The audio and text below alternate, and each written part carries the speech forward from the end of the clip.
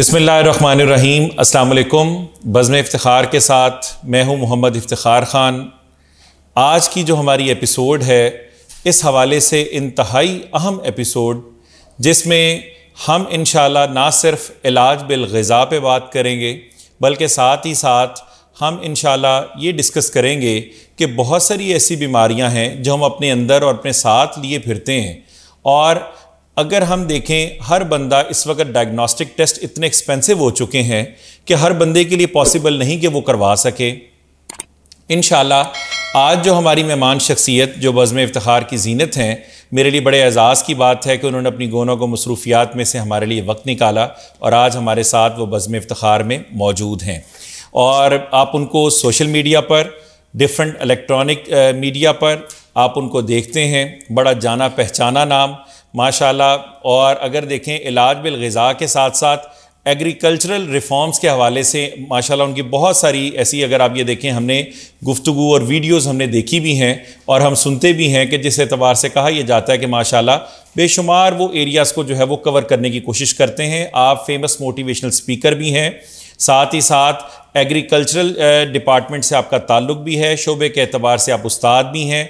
मेरी मुराद डॉक्टर शहजाद बसरा साहब, अस्सलाम वालेकुम सर। वालेकुम अस्सलाम sir, welcome to the programme. और मैं बहुत शुक्रगुजार हूँ कि आपने वक्त निकाला और आप हमारे दरमियान मौजूद हैं आज, ख़ास तौर पर अपने पाकिस्तान के उन अवाम के लिए जो माशी बदहाली के सूरत हाल के अंदर डायग्नोस्टिक टेस्ट तो नहीं करवा सकते, लाइनों में लग के सरकारी हॉस्पिटल की लैब्स में तो नहीं जा सकते, लेकिन आप जैसे लोग आज भी सोशल मीडिया के प्लेटफॉर्म के ज़रिए, इलेक्ट्रॉनिक मीडिया के ज़रिए खिदमत खल्क़ का जो है एक अजीम जज्बा जो है वो सर अंजाम दे रहे हैं। सर, मैं चाहूँगा कि आज आप ये हमें सबसे पहले बताएं कि बहुत सारी ऐसी डिजीज़ हैं जिसके टेस्ट करवाने के लिए हम भी रिलक्टेंट होते हैं और नहीं हर कोई शख्स अफोर्ड कर सकता। तो काइंडली ये बताइए कि वो क्या क्या ऐसे अलामात हैं, साइंस एंड सिम्टम्स हैं जिनसे अंदाज़ा होता है कि फ़लाँ शख्स के अंदर ये चीज़ की कमी है और ये बीमारी इसको लाहक हो सकती है। जी, बहुत शुक्रिया जी। ये बहुत बुनियादी चीज़ें हैं जो हमारी एजुकेशन में, हमारी ग्रूमिंग में, हमारे बड़े बूढ़ों ने और हमारे तालीमी इदारों ने शायद इसको उतनी अहमियत नहीं दी जितनी इसकी अहमियत की ज़रूरत थी, ताकि हर बंदा जो है ना वो अपनी बुनियादी तौर पे जो अपनी सेहत का उसका ख्याल रख सके। ये डायग्नोस्टिक टेस्ट और कौन कौन से सिम्टम्स हैं, इससे पहले मैं एक छोटी सी बात से आगाज करूंगा कि वैसे तो बहुत ज्यादा अगर आप इनको क्लासिफाई करना चाहें तो कई तरीके हैं, लेकिन एक बुनियादी तौर पे ये है कि जो बीमारियां हैं ना, इनको दो ग्रुपों में हम तकसीम कर सकते हैं। एक वो है कि जो किसी पैथोजन की वजह से होती हैं, किसी जरसूमे की वजह से होती हैं, किसी बैक्टीरिया या वायरस या पैथोजन उसकी वजह से होती हैं। जैसे डायरिया हो गया किसी को, अगर अक्यूट हो गया, इसी तरह जैसे वायरस है, फ्लू हो जाता है, ये कोरोना वायरस था। तो बेशुमार बीमारियां ऐसी हैं कि जिनको कोई बैक्टीरिया या कोई वायरस आ गया है, उसके लिए आपको तो फौरन वो इतना सीवियर रिएक्शन होता है कि वो डॉक्टर भी ज्यादातर उसकी कोई लैब रिपोर्ट्स की जरूरत नहीं होती, वो फौरन देख के ही आपको सिम्पटमेटिक और सीजनल आपको मेडिसिन भी दे देता है और आप क्योर हो जाते हो। लेकिन एक बहुत बड़ी जो तादाद है बीमारियों की, और शायद उसकी कोई परसेंटेज तो मैं ना कह सकूं, लेकिन जैसे हम रोजमर्रा लोगों के साथ देखते हैं, शायद 70 से 80% बीमारियां ऐसी हैं कि जिनका डायरेक्ट किसी पैथोजन के साथ ताल्लुक नहीं है। वो आपकी लाइफ स्टाइल की बीमारी है, आपकी खाने पीने की आदत की बीमारी है, आपकी एक्टिविटी, रहने सहने, मेंटल हेल्थ, ये उसके साथ बीमारियां आती हैं। और उन बीमारियों का जब इलाज हम दवाइयों से करने की कोशिश करते हैं, वो वो वो बीमारी वहीं रहती है, उसके सिम्टम कुछ सप्रेस हो जाते हैं, वक्ती तौर पे हम समझते हैं कि हम ठीक हो रहे हैं।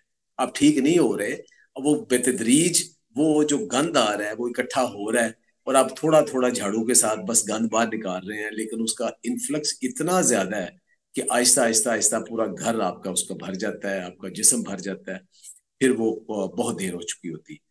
अब उसमें ये क्या है, इसको आमतौर पे मेटाबॉलिक सिंड्रोम कहते हैं, जिसको एक उर्फे आम में जो लाइफस्टाइल की जो बीमारी है, पुअर लाइफस्टाइल कहते हैं।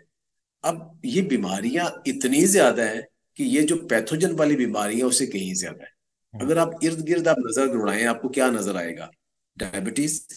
पाकिस्तान दुनिया में नंबर 1 पे आ गया है, पहले बिल्कुल सही। नंबर पे दुनिया में आ गया। सबसे ज्यादा जो ज्यादतीज के मरीज हैं, जो परसेंटेज वाइज, वो पाकिस्तान में है, और उसकी जो इंक्रीजिंग रेट है वो भी बड़ा अलार्मिंग है।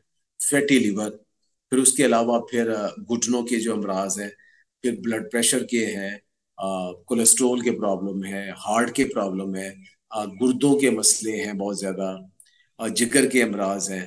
ये सारी बीमारियां जो, और उसके साथ एक बहुत दो चीजें बहुत ज्यादा जुड़ी हुई हैं, एक मोटापा, और दूसरी चीज खवातीन के अंदर पीसीओएस, और मर्दों के अंदर फिर वो इरेक्टाइल डिस्फंक्शन। ये सारी जो बीमारियां हैं, ये सिर्फ और सिर्फ लाइफस्टाइल की है। ये लाइफस्टाइल बेहतर करने से भी इंप्रूव होना शुरू हो जाती हैं, और बहुत ज्यादा मेहनत करें तो मुकम्मल तौर पे आप निजात भी हासिल कर लेते हैं। यही हम बात करते हैं कि डॉक्टर के पास जरूर जाएं, लेकिन जो बीमारी डॉक्टर के बस की नहीं है, तो आप सिर्फ फूड से आप ठीक कर सकते हो, तो उसके लिए डॉक्टर के पास फौरन भाग के मत जाओ। जहां जरूरत है वो जाओ। अब इनका कैसे में पता चले कि ये बीमारियां जो लाइफस्टाइल की बीमारियां हैं, ये हमें चिंबड़ी हुई हैं या नहीं है? उसमें से कुछ ऐसी हैं कि जो नजर आती हैं, कुछ ऐसी हैं जो नजर नहीं आती, कुछ के सिम्टम्स बड़े छोटे छोटे छोटे से सिम्टम्स हैं। अच्छा, अब आए कि कैसे पता चलेगा। सबसे पहले तो ये है कि आपका अपनी मर्जी के बगैर वजन बढ़ रहा है या वजन कम हो रहा है, आपकी मर्जी के बगैर। अगर आप देखें ना, आप जिम कर रहे हो, आप बहुत अच्छी फूड खा रहे हो, आप प्रोटीन डाइट बड़ी ले रहे हो, मसल बना रहे हो, आपका वजन बढ़ रहा है, वो तो और चीज है। या आपका वजन ज्यादा था, आप बड़ी कंट्रोल लो कार्ब डाइट के ऊपर हो, और एक्सरसाइज भी कर रहे हो, वॉक कर रहे हो, आपका वजन कम हो रहा है, आप खुश हो। लेकिन अगर आप कुछ भी नहीं कर रहे और आपका वजन या बढ़ रहा है या कम हो रहा है, तो ये सबसे बड़ी अलामत है कि आपके अंदर खतरनाक बीमारियां हो सकती हैं। सही। अब उसकी लिस्ट है। जो वजन बढ़ रहा है, उसमें तो सीधी सीधी बात यह है कि आप अपनी जरूरत से ज्यादा खा रहे हो, और खास तौर पे वो चीजें जो जिस्म में अंदर जाके शुगर में बदलती है, वो ज्यादा खा रहे हो, और उनको बर्न कम कर रहे हो, और वो जिस्म के अंदर इकट्ठी हो रही है, वजन बढ़ रहा है। और जब ये पहली चीज है, ये वजन बढ़ रहा है, इसके साथ दूसरी बीमारियां भी आएंगी। तो एक तो अपना जो वजन है उसको, और अगर वजन कम हो रहा है तो उसकी कई रीजन, वो तो खुदा ना खास्ता उसकी रीजन ये भी है कि आपको ग्लूटेन सेंसिटिविटी हो गई है, आपका थायराइड का इशू बन गया है, आप खुदा ना खास्ता आपके अंदर कुछ सीवियर आयरन डेफिशिएंसी हो, या एनीमिक हो गए, आप न्यूट्रिएंट कैरी नहीं कर रहे, या आपकी गट हेल्थ बहुत कमजोर हो गई है, और अल्टीमेटली खुदा ना खास्ता कैंसर या लिवर का भी मसला है, या आपका लिवर बहुत ज्यादा पुअर हो गया काम करना, फिर आपका वजन कम होगा। तो वो जब अगर ऐसी हो, तो फिर आपको फिर लैब जाने की जरूरत है। अगली चीज, आप अचानक समझते हो कि आपको ना, आपका हाजमा तेज हो गया है। आप ये समझते हो कैसे?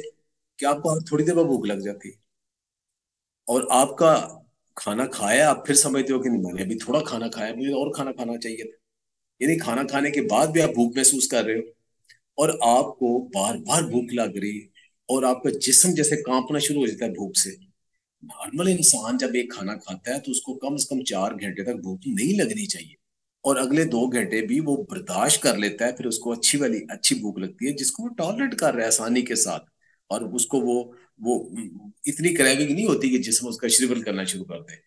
अगर ये सिम्टम्स हैं, साथ उसके जब अक्यूट बहुत ज्यादा हो जाता है, फिर ये होता है कि बार बार प्यास लगती है, फिर ये कि बार बार आपको लगता है कि मैं कुछ खाऊं, वरना मेरे जिस्म में जान नहीं, ना ताकती है, ना तवा हूं, मेरे एनर्जी लेवल कम है। ज्यादा बढ़ जाए तो फिर क्या होगा कि आपकी गर्दन के ऊपर और आर्म पिट्स में ब्लैक ब्लैक निशान आने शुरू हो जाएंगे।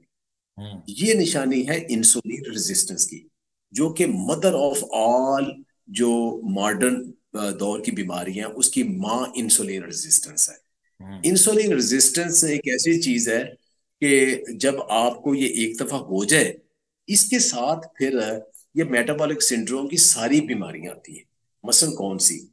एक बंदा कहता है जी मुझे सिर्फ ब्लड प्रेशर है, मुझे शुगर नहीं है। एक बंदा कहता है जी मुझे डायबिटीज हो गई है, लेकिन अल्हम्दुलिल्लाह जी मेरा लिवर ठीक है, मेरी किडनीज ठीक है। एक कहता है जी किडनी में स्टोन हो गए हैं, बाकी मुझे कुछ नहीं। एक कहता है जी मुझे कोलेस्ट्रोल है, बाकी मेरा अल्हम्दुलिल्लाह सारा ठीक है। नहीं भाई, इसमें अल्हम्दुलिल्लाह कहने की जरूरत नहीं है। ये जो सारी बीमारियां, ये सिस्टर डिजीजेज हैं। ये एक के बाद दूसरी, दूसरे के बाद तीसरी, फिर चौथी, ये सारी आएंगी। क्योंकि इनका मंबा एक है, वो इंसुलिन रेजिस्टेंस है।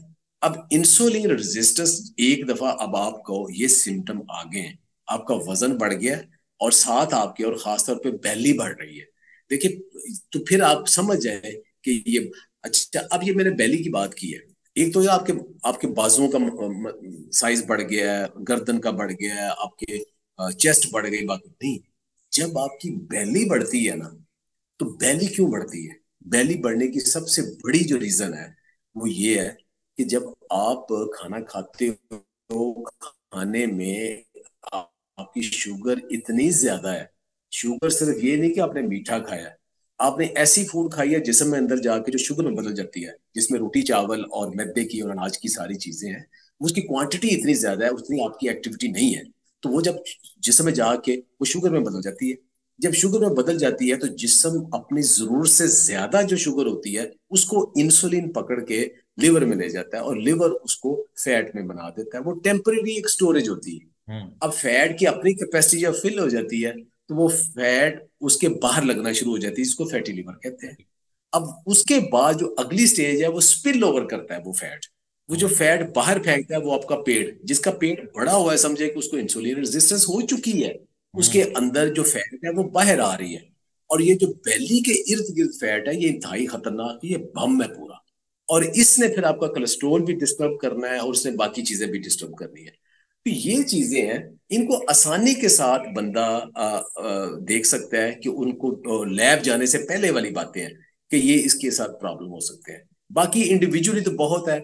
अगर आपका रंग पीला पड़ रहा है तो आप समझ लें कि आप अनीमिक हो, आपके आयरन की डेफिशिएंसी है, या तो आयरन अब्जॉर्ब नहीं हो रहा, या आपकी आयरन फूड के अंदर कम है, या कोई बीमारी है जो आयरन अब्जॉर्ब नहीं होने दे रहा। तो इस तरह बेशुमार बीमारियां हैं कि जिनको आप लैब के बगैर भी इन छोटे छोटे सिम्टम से देख सकते हो। डॉक्टर साहब ज़बरदस्त, आपने बड़े तफसील के साथ मुख्तलिफ बीमारियों की निशानदेही भी की और उनके जनरल साइंस एंड सिम्टम्स का भी जिक्र किया। अच्छा, ख़ास तौर पर जिस तरह आपने ज़ियाबतीस का जिक्र किया, जिसे हम शुगर उर्फ़ आम में बोलते हैं और लोग जानते हैं, शुगर के हवाले से बताइए कि इसके बारे में कहा यह जाता है कि अगर आपको एक मरतबा आपका HbA1c बॉर्डर लाइन क्रॉस कर गया तो अब उसको कंट्रोल करने के लिए या तो ताहयात आपको अगर टाइप 2 है तो इंसुलिन की जो है वो आपको इंसुलिन के लेवल बढ़ाने के लिए टैबलेट का यूज़ करना पड़ेगा। और क्या इसके अलावा और क्या तरीक़ेकार हैं कि अब हमारी जैसी यंग एज के अंदर डायबिटीज़ हो रही है जिसमें मल्टीपल फैक्टर्स हैं, क्योंकि मल्टी फैक्टोरियल डिजीज़ है जैसे आपने पहले भी वजाहत की, तो इसमें ये बताइएगा इसको कंट्रोल करने के लिए और दवाई से निजात हासिल करने के लिए वो कौन कौन से तरीके हैं कि जिनको इस्तेमाल करके हम उस बीमारी से जो है वो निजात हासिल कर सकते हैं, कंट्रोल कर सकते हैं या कम्बैट कर सकते हैं? देखिए ये इतना मुश्किल है कंट्रोल करना कि 1 महीना लग जाता है, शुगर रिवर्स हो जाती है। जबरदस्त। सिर्फ 1 महीना, सही। सिर्फ 1 महीना शुगर रिवर्स हो जाती है। हम्म। जैसे हो ही ना शुगर, ऐसे हो जाती है। ओनली जबरदस्त। 1 मंथ, बगैर मेडिसिन के, बगैर मेडिसिन के। आपको सिर्फ 2-3 चीजें बुनियादी तौर पे वो सीखनी पड़ती हैं। आपको ये इल्म हासिल करना पड़ता है कि आपका पेट ऐसे भर जाए कि आपको 4 से 5 घंटे भूख ना लगे, जिस ब्लड के अंदर शुगर ना बढ़े और हम्म। प्रोटीन पूरी मिल जाए और मिनरल्स विटामिन भी मिल जाए। सही। ये एक छोटी सी बात है। जब आपको इस बात की समझ लग गई, आप अपनी सारी फूड खुद प्लान कर सकते हो। मसलन अब कौन सी चीज है जिससे पेट भरता है? देखिए, एक तो ये कि आप रोटियां चावल ये बहुत ज्यादा खा के पेट भर लो। मतलब आप भूख तेज लगी है, आप 3 रोटियां खा जाते हो, 2 नान खा जाते हो, या चावलों की 2 प्लेटें खा जाते हो, ऊपर थोड़ा सा दाल है या सालन है साथ, तो आप एक दफा तसल्ली होगी खा लिया। अब इस फूड के अंदर 70% ऐसी फूड है जिससे जाके सारी शुगर में बदल जाना है। हम्म। और वो अब इसके एंजाइम बड़े तेज है। हम्म। 1-1.5 घंटे के अंदर अंदर आप जितनी मर्जी रोटियां खा लो वो तकरीबन डाइजेस्ट हो जानी है। अब उसके बाद आप पेट आपका खाली, वो शुगर आपकी मेटाबोलाइज नहीं हो रही, सेल के अंदर नहीं जा रही, शुगर में रह रही है, सेल फिर स्टार्व कर रहे हैं, आप फिर दोबारा कहते हैं खाओ। हम्म। तो आपने ऐसा करना है कि आपको 4-5 घंटे भूख ना लगे। उसके सही। लिए आपको एक तो प्रोटीन पूरी लेनी है। सही। अब प्रोटीन वो लेनी है कि जो आपको सूट करे। गोश्त है, अंडे हैं, दालें हैं, सबसे बड़ा सोर्स है गोश्त, ये प्रोटीन का सोर्स है। एक तो प्रोटीन की क्वांटिटी ज्यादा है, आपने लेनी है। दूसरा, आपने साथ कार्ब्स सिंपल की बजाय कम्प्लेक्स लेने हैं। इसके ऊपर बहुत सारी हमारी वीडियो है कि सिंपल कार्ब और कम्प्लेक्स कार्ब में क्या फर्क है। देखिए, सारे कार्ब, खा वो चीनी है, खा वो ग्लूकोज है, खा वो शक्कर है, खा वो गुड़ है, खा वो अनाज है, रोटी, चावल, गंदम, बेकरी की सारी आइटम जो अनाज से बनी है सारी, या वो सलाद है, सब्जियां हैं, फ्रूट है, सारी सब बनी ग्लूकोज से है। सही। कुछ ऐसे हैं जो फौरन जिस्म में जाके ग्लूकोज ब्लड में चला जाना है, जैसे मीठी चीजें हैं। कुछ ये है कि उन्हें डाइजेस्ट हो के उनका बांड टूटना है, फिर जाना है। कुछ ऐसे हैं जिनका बांड बड़ी देर से टूटता है, और कुछ ऐसे हमारा जिस्म बांड तोड़ ही नहीं सकता। जो नहीं तोड़ सकता वो तो बिल्कुल कम्प्लेक्स है, फाइबर है, उसको नहीं, जैसे हमारा सलाद वगैरह है, उसको हमारा जिस्म तोड़ ही नहीं सकता, जितना मर्जी खा ले। हम्म। दूसरा ये कि वो अनाज जैसे बाजरा, ज्वार, किनवा और इस किस्म की चीजें हैं, और छिलका है, उसके अंदर बड़े कम्प्लेक्स कार्ब्स हैं। जब वो मिक्स कर देते हैं इनके साथ, तो वो इतनी आसानी के साथ शुगर में कन्वर्ट नहीं होते। आपका पेट भी भर गया, आपको 4-5 घंटे भूख भी नहीं लग रही, और अब आपने प्रोटीन भी पूरी ले ली। जब आपने सैलड्स और सब्जियां और फ्रूट साथ लिए, आपको मिनरल्स, विटामिन भी सारे मिल गए। तो आप ना पेट भी मजे से, और खाना आपने क्या है, आपके खित्ते का खाना जो आपके टेस्ट बड को अच्छा लगता है। वो नहीं कि कीटो डाइट पे चले जाए, वो नहीं कि सर सारा दिन फैट खाते रहे, वो नहीं कि अब सामन फिश और एवोकाडो खाए, नहीं नहीं, जो आपके घर में पकता है वही है। खाना नहीं, खाने की प्लेट बनाना सीख लें। सही। खाना घर में जो भी हम्म। खाना घर में जो भी बना है कोई मसला नहीं, खा दाल बनी है, चिकन बना है, गोश्त बना है, सब्जी बनी है, कुछ बना है, जो भी खाना बना है आपके घर में, आपने जो अपनी प्लेट पकड़नी है उसको आपको पता होना चाहिए कि इसके अंदर मैंने कौन सा कितना खाना खाना है और कौन सा रेशो करनी है। उसको पोर्शन कंट्रोल डाइट कहते हैं। हम्म। वो आपने पोर्शन कंट्रोल कर लेना है, तो आपका पेट भर जाना है। 3 टाइम आपने ऐसा खाना खाना है, और आपकी शुगर सिर्फ 1 महीने में, 1 महीना को तो लगेगा ना, 1 महीने बाद आपको किसी मेडिसिन की जरूरत नहीं, आपकी शुगर ठीक हो जाएगी। अच्छा डॉक्टर साहब, मैं यहाँ पूछना चाहूँगा कि रोटी चूँकि हमारी बुनियादी ग़िज़ा में से एक ग़िज़ा है, उसको जो आटा हमारे यहाँ या तो हम चक्की से पिसवाते हैं गंदम, या जो मार्केट में मैदे की सूरत में मिलता है, आटा कैसा इस्तेमाल किया जाए जो डायबिटिक पेशेंट के लिए, या अगर आप ख़ुद पिसवाना चाहते हैं तो वो कौन सी उसमें अजनास शामिल की जाएँ जो बआसानी मार्केट में, पंसार में या इधर उनकी दुकानों पर दस्तयाब भी हो और वो शुगर के इलाज के लिए कारगर भी साबित हो? पहली ये चीज कि कुछ लोग सिर्फ अमेरिकन की या बाकी वेस्ट की वीडियो देख के ना, तो फौरी तौर पे आपको ना कि ऐसे डाइट के ऊपर ले जाते हैं जो आपके खित्ते की फूड ही नहीं है। बिल्कुल सही। कि आप सब्जी में बाल बाल खाई जाओ, या आप उसके ऊपर इस तरह का वो फूड बना लो सारी, कि जो आपके खित्ते की फूड ही नहीं है। ऐसे ही। आपका ना टेस्ट बड, ना आपका मिजाज, ना आपका गट फ्लोरा उसके ऊपर एडजस्ट ही नहीं है। तो वो आप तबाह कर लेते हो, चिड़चिड़े हो जाते हो, और काम वो जो आपको लंबा अरसा सस्टेनेबल हो, जो चंद दिन के लिए, चंद हफ्तों के लिए करना हो, वो काम नहीं होता। तो आप एक तो रोटी आपने हरगिज हरगिज हरगिज नहीं छोड़नी, रोटी आपने खानी है, हम्म। चावल भी आपने खाने हैं, प्लेट बनानी है, ठीक है। सादा रोटी के साथ भी आपने जब सैलड बहुत ज्यादा लेना है, प्रोटीन लेनी, गुजारा हो जाना है। सही। चावलों के साथ भी ऐसे ही।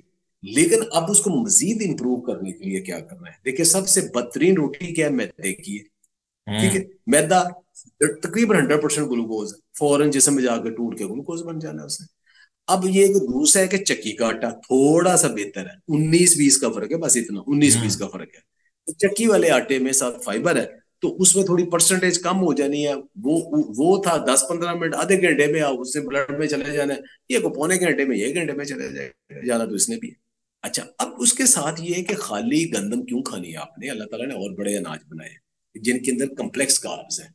उसके लिए कौन सा है, जैसे एक मिलेट्स है, मिलेट ग्रुप को ऐड करें। मिलेट में क्या है, ज्वार है, बाजरा है, ये 2 चीजें हैं, इसको शामिल करें। फिर बाहर तो देखने में मिलता जुलती चीजें हैं, लेकिन उनका ग्लाइसेमिक इंडेक्स, यानी कि वो उनकी कन्वर्शन रेशियो इनटू ग्लूकोज जो है ना, वो स्लो है। वो है जौ और ओट, यानी मकई। Barley and oat. हम्म। हाँ, नहीं नहीं, barley and oat. Barley and not. मकई जो है ना, हाँ, मकई, चावल और गंदम, ये तकरीबन जई आलू, ये जई चार आदि में खल चीजें। ओट जई। हाँ जी, जई, जौ और जई, वो होते। ये जो है ना, गंदम, चावल, मकई और आलू, ये तकरीबन एक जैसे ही है, ये फॉरेन शुगर ही है, ये चार चीजें हैं। इनको आपने कम करना है और बाकी आपने बाकी बढ़ाने हैं। और उसके बाद अगली चीज जो आपने उसमें शायद ऐड करनी है वो है दालें। जैसे आपने चने की दाल या मूंगी की दाल या उसका किसी का आटा, वो शामिल करना है। फिर आपने एक इनको सुपर फूड ऐड करनी है जो न्यूट्रिशन भी पूरी दे और आपको बेहतर रखे, वो है किनवा। किनवा जैसी खाली अकेला खा ले तो इनकी किसी की भी जरूरत नहीं है, लेकिन किनवा अगर साथ शामिल कर लें, ये सुपर फूड है और ये आपको बीमारियों से भी बचाती है, शुगर मोटापा सारा इसको कंट्रोल भी करती है, उसको इनकॉर्पोरेट करें। डॉक्टर साहब, ये किनवा, मैं माजरत मैं इंटरप्ट कर रहा हूँ, किनवा जो है ये पंसार की दुकान पे बासानी दस्तयाब है? कतन नहीं। दो देखें, जो चीजें जिनके नाम जो है ना वो हमारे आम लोगों की अभी पहचान में नहीं है, वो पंसार से नहीं होंगे, वो आपको खास जगह से ऑनलाइन ही मिलेंगे। जो आम पुरानी चीजें हैं वो पंसार से या आम जगह से मिलेंगी, बाकी ये किनवा वगैरह अभी पंसार के पास नहीं होगा। तो वो कीनवा जो है ना वो आप इनका ऑपरेट कर सकते हैं, बक व्हीट कर सकते हैं, एमरथ कर सकते हैं। लेकिन जो एक बहुत बड़ा ग्रुप है वो है कोकोनट। ये कोकोनट है, ये इसके अंदर भी जो कार्ब्स है वो रेशो इतनी ज्यादा नहीं है। फिर ये है कि जो एलमंड्स और वॉलनट और बाकी सारे बादाम अखरोट जो मेवा जात है सारे, इनका भी अगर रेशो आप, इवन पीनट भी, इसको भी अगर ऐड करें तो ये भी शुगर ज्यादा नहीं बढ़ाते। और फिर वो पत्ते वाली चीजें हैं, वो अनाज में तो नहीं आती, लेकिन वो आपकी हेल्थ, वैसे रोटी को भी कंप्लीट मील बना देती हैं और न्यूट्रिशन वाइज भी वो कम्प्लेक्स उनके अंदर कार्ब्स हैं और न्यूट्रिशन बहुत भरपूर है, मिनरल्स विटामिन, वो जैसे मोरिंगा है टॉप और मेथी है। ये दो चीजें, मेथी, कसूरी मेथी जिसे कहते हैं, और मोरिंगा का पाउडर, इन सब चीजों को ब्लेंड करके मैंने आज से 5-6 साल पहले ये एक मल्टीग्रेन आटे का कंसेप्ट दिया था। अब मल्टीग्रेन आटा जो है ना, ये आप आम रोटी की बजाय उसकी रोटी खा के, जैसे वो मार्केट से मिलता भी है, जैसे विरसा से या और भी कंपनियां बनाती, तो उससे लेके आप अगर पोर्शन कंट्रोल करके खाएं तो बेहतरीन है। लेकिन अगर आप चाहते हो कि आप बिल्कुल आपने शुगर को बहुत जल्दी कंट्रोल करना है, तो फिर विरसा ने ही बनाया है, उसको लो कार्ब आटा कहते हैं। उसके अंदर गंदम है ही नहीं है, ना जौ है ना जवी है, उसके अंदर सिर्फ मिलेट्स हैं, किनवा है, मोरिंगा है, जो ये कसूरी मेथी है और चने हैं, ये है सिर्फ। और विरसा, विरसा का हमें ऑनलाइन ऑर्डर देना पड़ेगा या इसके बड़े शहरों में आउटलेट्स भी हैं कोई? कुछ आउटलेट तो नहीं है, कुछ स्टोरों पे इसका मिल जाता है, लेकिन जो अल्टीमेट उसका सोर्स है वो virsapure.com.pk, वो ऑनलाइन ही है, वो पूरे पाकिस्तान में उसकी कैश ऑन डिलीवरी है। यानी अच्छा, वो जी जी वो डॉक्टर साहब, बनाने का मतलब ये है कि आपने अपनी रिक्वायरमेंट के मुताबिक, अच्छा कुछ लोग ग्लूटेन सेंसिटिव होते हैं, उनके लिए उसमें गंदम जौ नहीं होगा तो वो ग्लूटेन फ्री आटा बन जाएगा। जिसके अंदर गंदम और जौ भी होगा वो वैसे मल्टीग्रेन आटा है। जिसके अंदर आप बहुत ज्यादा वजन जल्दी कम करना चाहते हैं और आपसे बाकी परहेज नहीं होते, आप रोटी फिर भी खानी है, उसके अंदर फिर ये गंदम भी नहीं है, जौ भी नहीं है, जवी भी नहीं है, उसके अंदर ये सारी चीजें नहीं है, उसके अंदर सारी वो थोड़ी कम्प्लेक्स चीजें वो है, तो आटा बन गया भाई। अब वो आटा जाहिर है, अगर आप मैदे वाली रोटी के साथ, उसका वो टेस्ट तो नहीं होगा, थोड़ा सा टेस्ट के ऊपर आपको कंप्रोमाइज करना पड़ेगा, लेकिन वो इतने बुरे टेस्ट भी नहीं। तो रोटी आप खाएं, इसी तरह चावल भी आप खाएं, लेकिन आपने पोर्शन कंट्रोल करना है, खाना प्लेट बनाना आपने सीखना है, तो ये बीमारियां ठीक होना शुरू हो जाती है। ज़बरदस्त डॉक्टर साहब। अच्छा, चावलों के बारे में मैं पूछना चाहूँगा क्योंकि बड़ी पसंदीदा ग़िज़ा समझी जाती है, ख़ास तौर पर मरकज़ी पंजाब के अंदर भी। तो चावलों के जो ब्राउन चावल भी आजकल कुछ चल रहे हैं मार्केट में, तो चावल जो आम दस्तयाब है, अगर उसकी स्टार्च निकाल कर बॉयल करके यूज़ किया जाए वो ज़्यादा बेहतर है, या वैसे भी आप यूज़ कर सकते हैं जो घरों में अमूमन तड़के वाले बनाए जाते हैं? सफेद चावल बगैर स्टार्च निकाले भी आप यूज कर सकते हो, अगर आपके टोटल खाने का वो 1/4 पोर्शन है। सही सही। प्लेट बनानी सीख लें, 1/4 प्लेट है, बाकी उससे ज्यादा प्रोटीन है और उससे डबल आपका सैलड है, तो फिर आपको वो चावल भी इतना नुकसान नहीं देते। लेकिन चावल को मजीद बेहतर करना है, आपने मजीद बेहतर करना है, तो उसके जो उसका स्टार्च है, जिसे पिच कहते हैं, वो निकाल लें और बेहतर हो जाएगा। और इसको ज्यादा अच्छा करना है, फिर ब्राउन पे चले जाए। अब तो ब्लैक राइस भी आ गया, लेकिन जब हम चावल खाते हैं तो हमको एक टेस्टी चीज, देखिए हमारे टेस्ट बड बड़े स्ट्रांग हैं।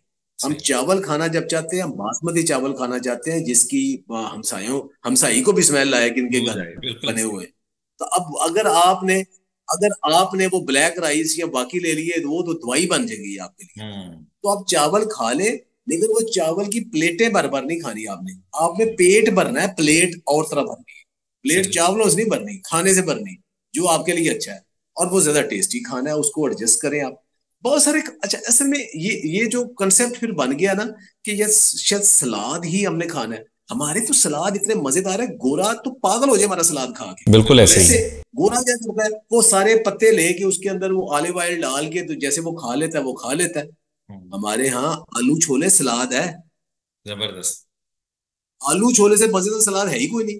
इमली डाली, पुदीना डाला, नमक, हर चीज डाली है, चने डाले जो प्रोटीन का सोर्स है, साथ उसमें प्याज डाला है, टमाटर डाले, खीरे डाले, बाकी सारा आलू छोले इतना मजेदार हमारा। फिर दही भल्ले हमारा सलाद है भाई, उसमें सिर्फ आपने पकौड़ियां डाली है, साथ दही डाला, बाकी तो सारा सैलड है उसके अंदर। ये ये हमारे सैलड की किस्में है। फिर हमारा जो पुदीना चटनी है, तो फिर बैंगन का भरता हमारा सलाद है भाई, जो कद्दू का रायता हमारा सलाद है। अब इन सैलड्स को अगर हम छोड़ दें और खाली हमारे सामने आए कि खीरे और टमाटर काट के रख देने हैं और उससे पेट भरने हैं, बंद गोभी से पेट भरने हैं, तो फिर तो लोगों को दौड़ाने वाली बात है ना। और भाई जो हमारी चटनी है, रवायती चटनी है, वो साथ उनके साथ सलाद खाएं। सलाद तो इतना मजेदार है, हमारे खाने से ज्यादा बहुत ज्यादा मजेदार है। इवन जो हमारे कड़ी पकौड़ा बनती है, तो कड़ी पकौड़ा बनी वो पूरी प्रोटीन है भाई, उसके साथ रोटी चावल ना खाएं, खाली पड़ी कड़ी पकौड़ा खाएं और साथ एक और कुछ ये खीरा खा लें, तो आपका कंप्लीट मील बन जाता है। तो वही जो चीजें मैं बताता हूँ, मैं कोशिश करता हूँ जो हमारी अपनी फूड है, उस फूड को आपने कैसे एडजस्ट करके खाना है, और उसी फूड से लोग ठीक हो जाते हैं, अल्हम्दुलिल्लाह ठीक हो जाते हैं। जबरदस्त। अच्छा डॉक्टर साहब, मैं पूछना चाहूंगा कि साथ इसमें ब्लड प्रेशर चूंकि दूसरी बड़ी बीमारी है, और उसके हवाले से ज़रा हमें जो गाइड कीजिए कि ब्लड प्रेशर कंट्रोल करने के लिए वो कौन कौन से तरीक़ेकार हैं जो हम इस्तेमाल कर सकते हैं। कि जब भी मैं सुनता हूँ ना ब्लड प्रेशर, तो मेरा अपना ब्लड प्रेशर हाई हो जाता है। क्यों? ब्लड प्रेशर सिर्फ उस निकम्मे शख्स को होता है कि जिसको दिन में एक दफा पसीना नहीं आता या सांस नहीं चढ़ता, ब्लड प्रेशर उसको होता है। जिस शख्स को हर रोज एक दफा पसीना आए, वो ऐसी एक्सरसाइज करे और उसको एक दफा सांस चढ़े, उसको ब्लड प्रेशर हो ही नहीं सकता। हमारे जो एपिथेलियल सेल लेयर्स हैं, हमारी खून की नालियां, उसके अंदर एक लेयर होती है, उस लेयर के जब हम एक्सरसाइज करते हैं तो वहां नाइट्रिक ऑक्साइड प्रोड्यूस होती है। वो जो नाइट्रिक ऑक्साइड है वो शरीयाने खोल देती है, ब्लड प्रेशर नीचे आ जाता है। और उसका आसान हल यही है, जिस बंदे को ब्लड प्रेशर, उसको दौड़ लगाना यहाँ से या साइकिल के बैठ के निकल जाए बाहर, तो वो जब तेज एक्सरसाइज करता है ना तो उसका ब्लड प्रेशर नीचे आ जाता है। दूसरा ये है कि बहुत सारी चीजें फूड ऐसी है कि जिनके अंदर नाइट्रिक ऑक्साइड को बढ़ाने की सलाहियत है, जैसे चुकंदर का जूस है, खीरे का जूस है, सेब का जूस है, वाटरमेलन का जूस है, और बंद गोभी का जूस है। तो इनके अंदर भी जो सिट्रोलिन और आर्जिनिन होते हैं कि जब हम वो पीते हैं, उनका जूस पीते हैं, तो फौरी तौर पे वो ब्लड प्रेशर नीचे आ जाता है, क्योंकि वो नाइट्रिक ऑक्साइड को बढ़ाते हैं। तो इसके अलावा एक हिबिस्कस चाय है, जैसे गुलहरम, एक आम पौधा है, हमारे गलियों में लगा होता है, तकरीबन हर घर में लगा होता है, उसका लाल सा फूल होता है, उसका स्पीकर की तरह का फूल होता है। तो वो गुलहर का फूल, उसकी चाय बनती है, तो उसकी फूल की चाय बनाते हैं, वो उसके अंदर बहुत ज्यादा नाइट्रिक ऑक्साइड प्रोडक्शन की सलाहियत होती है, वो आपको बड़ी जल्दी से ब्लड प्रेशर नीचे लेके आता है। सब उसकी चाय बनाने का तरीका भी साथ बताते हैं, वक्त तो मुख्तसर है, मैं साथ चाहूंगा कि उसकी जी चाय बनाने का तरीका। सबसे प्रॉब्लम ये है कि जब डॉक्टर आपको ये कहता है कि आपको ब्लड प्रेशर हो गया और अब आपने सारी उम्र ये दवाई खानी है और फिक्स टाइम पे खानी है और कभी नहीं छोड़नी, इससे बड़ा जुल्म कोई नहीं है। ब्लड प्रेशर डिजीज है ही नहीं है। ब्लड प्रेशर सिर्फ उसको पता है, ये बंदा जो है ना, इसने ना साइकिल पे बैठना, ना इसने जॉगिंग करनी है और ना इसने फिजिकल एक्टिविटी करनी है, इसने दवाई ही खानी है। तो देखिए, सबसे पहले काम तो जो है ना, 90% काम आपका ये है कि आपने जॉगिंग करनी है, साइकिल चलाना है, एक्सरसाइज करनी है, सांस चढ़े, 90% उससे ब्लड प्रेशर ठीक होना है। 10% है कि आपने ये जूस पीने हैं, और बाकी ये है कि डीप इनहेल करना है। फिर ये कि कभी कभार आप ये जो हिबिस्कस की टी है, उसका जो फूल है, जब फूल उसका लाल फूल खुश्क होकर गिरता है, उस फूल का आपने कहवा बना के, जैसे हम कहवा बनाते हैं, तो उसका कहवा बना के वो पी लेना है, तो वो ब्लड प्रेशर को फौरी तौर पे कम कर देता है। जबरदस्त। अच्छा डॉक्टर साहब, ये भी बताइएगा कि जिनको स्ट्रेस इंड्यूस्ड है, उनके लिए भी यही कारगर साबित होगा नुस्खा? देखिए जी, स्ट्रेस से बड़ी तो बीमारी है ही कोई नहीं ना। स्ट्रेस ये चीजें खाने से ठीक नहीं होती। स्ट्रेस की जब तक काज ठीक नहीं होती, स्ट्रेस ठीक नहीं होती, या आप उसको मैनेज नहीं कर लेते। ये दो ही चीजें हैं। देखिए, स्ट्रेस दो ही चीजें हैं ना, या तो जो काज ऑफ स्ट्रेस है वो खत्म हो जाए, या ये कि आप उसके साथ एडजस्ट कर जाए, तो तभी स्ट्रेस खत्म होनी। और जब स्ट्रेस रहती है तो आपकी सारी फिजियोलॉजी चेंज हो जाती है। आपका जो डाइजेस्टिव एंजाइम है वो डिस्टर्ब हो जाते हैं, आपकी इनडाइजेशन हो जाती है, आपका एसिड रिफ्लेक्स शुरू हो जाता है, आपका कार्टिसोल ऊपर जाता है, कार्टिसोल ऊपर जाता है तो उससे जिस्म के अंदर शुगर बन जाती है, इंसुलिन बढ़ जाती है। यानी आप बगैर खाए भी आपके जिस्म के अंदर वही इंसुलिन बन रही है जो ज्यादा शुगर खा के होती है, वो स्ट्रेस से भी आ जाती है। तो इसी तरह जो स्ट्रेस जिन लोगों को रहता है उनको दुनिया जहान की बीमारी जो है ना वो उनके ऊपर हमलावर हो जाती है, फिर ब्लड प्रेशर भी हो जाता है, वो शॉर्ट टेम्पर भी हो जाते हैं। तो जो वो है उसके लिए अब इसको एक तो ये ना कि आपने कैसे उस स्ट्रेस को हैंडल करना है। सही। दूसरा ये कि आप उसके लिए फिर ये है कि मोरिंगा की और कैमोमाइल की चाय पिए। तो कैमोमाइल एक फूल होता है, वो फूल जो है ना वो आपका जो नर्व्स है थोड़े से कूल कर देता है। और जो मोरिंगा है वो भी आपके एक नींद बेहतर लाने में हेल्प करता है। जब आपकी नींद पूरी हो जाती है फिर भी आपको स्ट्रेस रिलीज हो जाता है, और जो आपकी एंग्जाइटी होती है उसको भी कम करने में हेल्प करता है। डॉक्टर साहब, मोरिंगा और चिया सीड्स आपके बड़ी फेवरेट मैं समझता हूँ कि ये ग्रेन्स हैं, ये वेजिटेबल्स में से हैं कि जिनके ऊपर आपने इनको बड़ी जगहों पर बताया है। तो ये क्या दस्तयाब ऑनलाइन ही होंगे या इसके अलावा कहीं और भी अवेलेबल हैं या हमें बआसानी दस्तयाब हो भी सकते हैं? जो अल्लाह ताला ने जो फूड्स बनाई है ना उन फूड्स के अंदर कोई जैसे विटामिन सी आपने लेना है तो फौरन ज़हन आपके आएगा कि आप सिट्रस लें, लेमन लें, विटामिन सी मिल जाएगा। विटामिन ए लेना है तो आपके जहन में गाजर का आएगा। आपने ऑयल अच्छा ओमेगा 3 फैटी एसिड लेना है तो आपके जहन में फौरन फिश ऑयल या बाकी आएगा ना। तो आप आयरन आएगा तो फौरन आपके जहन में पालक आएगी, गोश्त आएगा। कैल्शियम है तो आपके जहन में दूध आएगा। लेकिन अल्लाह ताला ने कुछ फूड्स ऐसी बनाई हैं जिनके अंदर आपकी सेहत के लिए ये सारे या एक से ज्यादा जो न्यूट्रिएंट है वो बहुत ज्यादा है उसके अंदर। और जो आपकी सेहत को खराब करने वाले यानी ये कार्ब्स वो उसके अंदर है ही नहीं या बहुत थोड़े हैं, उन्हें सुपर फूड कहते हैं। और उन सुपर फूड्स के अंदर जो टॉप ऑफ द लिस्ट है दुनिया में उनमें मोरिंगा, किनवा, चिया, एमरंथ और बहुत सारे जैसे बेरीज फ्रूट्स हैं, ठीक है, फिर हनी है, खजूर है और बहुत सारी चीजें हैं। फिर ये उनमें उनमें आते हैं वेजिटेबल्स में जैसे एवोकेडो में सामर फिश, केल, स्विस चार्ड, बहुत सारी चीजें आती हैं। तो moringa top of the list है। अब जो अब उसमें इसलिए वो ज्यादा है कि इनके ऊपर मैंने एज ए एग्रीकल्चर जो साइंटिस्ट था मैंने इनके ऊपर काम किया है।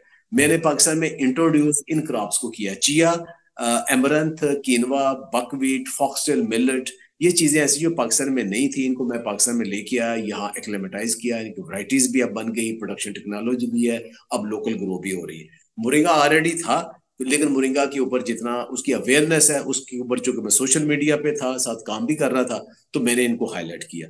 और ये जो लोग ले रहे हैं, देखिए पहली बात ये है कि जो मैंने पहले फूड बताई ना कि लो कार्ब फूड और प्लेट कैसे बनानी, पहले काम वो करना है, दूसरा काम एक्सरसाइज करना है, तीसरा काम फिर आपने ये करने हैं कि मुरिंगा, किनवा, चिया ये सारे लेने, ये तीसरे नंबर पे हैं तो आपकी सेहत बेहतर हो जाएगी। अच्छा, जो लोग आप वो पहले दो काम नहीं करना चाहते, वो कहते हैं जी हमसे वो दो नहीं होते, ना हमसे एक्सरसाइज होती है ना हमसे फूड कंट्रोल होती है, हमने सिर्फ मुर्गा, किनवा, चिया लेना है, तो वो फिर शॉर्टकट की तलाश में होते हैं। उनको फिर वो फायदा थोड़ा बहुत तो जरूर होता है, लेकिन जैसे वो है ना कि डिजीज रिवर्सल करना और अपने को हेल्दी करना और भरपूर फायदा लेना, उतना तो नहीं हो पाता उनको। उनको एक लिमिटेड फायदे होते हैं। बहुत सारे लोग हैं वही गंदमंद खाते जाते हैं, एक्सरसाइज करनी नहीं, सारा दिन बैठे रहना, चाय पिए जानी है, मिठाइयाँ खाई जानी है, ड्रिंक्स पिए जाने हैं, और एक मुरिंगा का कैप्सूल या चाय पी के, एक चिया का गोली खा के या उसका एक चम्मच खा के फिर महीने बाद कहते जी ना हमारा वजन कम हुआ है, ना हमारे ब्लड प्रेशर ठीक हुआ है। वैसे तो नहीं होगा ना, पूरा एक पैकेज है ना, एक लाइफ का एक पैटर्न है, 24 घंटे में आप क्या खा रहे हो, क्या कर रहे हो, उसके साथ ये जो बहुत हेल्प करते हैं, ये आपका मेटाबॉलिज्म तेज कर देते हैं, जिससे आपकी जो फैट बर्न हेल्प होती है, इंसुलिन रेजिस्टेंस को कम करते हैं। फिर ये जो सुपर फूड्स है सारी, ये आपको बहुत सारी चीजें देते हैं। फॉर एग्जाम्पल जो चिया सीड है, लोग कंफ्यूज करते हैं तो लंगा के साथ, वो चीज नहीं है। इसके अंदर तीन चीजें ऐसी हैं कि जो हैरान कौन है। सिर्फ 2 चम्मच चिया सीड के अंदर, सिर्फ 2 चम्मच चिया सीड के अंदर 1 गिलास दूध से ज्यादा कैल्शियम, ठीक है। और जो दूध आपको खालस तो मिल नहीं रहा, जो आपको केमिकल वाला मिल रहा है उसके दूध कैल्शियम है ही नहीं, तो ये आपको कैल्शियम दे रहा है। अगर 2 चम्मच चिया सीड ले रहे हो तो आपको कैल्शियम मिल रहा है, दूसरे और फिर नेचुरल सोर्स से मिल रहा है। दूसरा है कि इसके अंदर ओमेगा 3 फैटी एसिड है, जो आपको एक्स्ट्रा वर्जिन ऑलिव ऑयल में या फिश ऑयल में या मछली के अंदर से मिल रहा है, वो आपको इससे मिल रहा है। तीसरी चीज, इसके अंदर आयरन मौजूद है कि जो आपको गोश्त से या पालक से मिल रहा है। तो इसलिए सुपर फूड इसलिए है ना कि एक या दो चम्मच सिर्फ लेने हैं आपने सोख करके और उसको किसी फूड के साथ शामिल करके और आपको इतना फायदा हो जाना। तो इसी तरह मोरिंगा, मोरिंगा के अंदर तो नाम ले क्या चीज नहीं है, हर बीमारी को फायदा देने के लिए मोरिंगा के अंदर मौजूद है। डॉक्टर साहब, मैं आखिर में चाहूँगा कि आप ये ज़रूर बताएं कि वेट रिड्यूस और इन तमाम बीमारियों के लिए मोरिंगा का और चिया सीड का इस्तेमाल कैसे करना है और किन किन टाइमिंग में करना है। मैं चाहूँगा ब्रीफ सा उसको ज़रा इंट्रोड्यूस अगर आप ये कर दें, ज़रा अपना पैगाम इस हवाले से दे दें।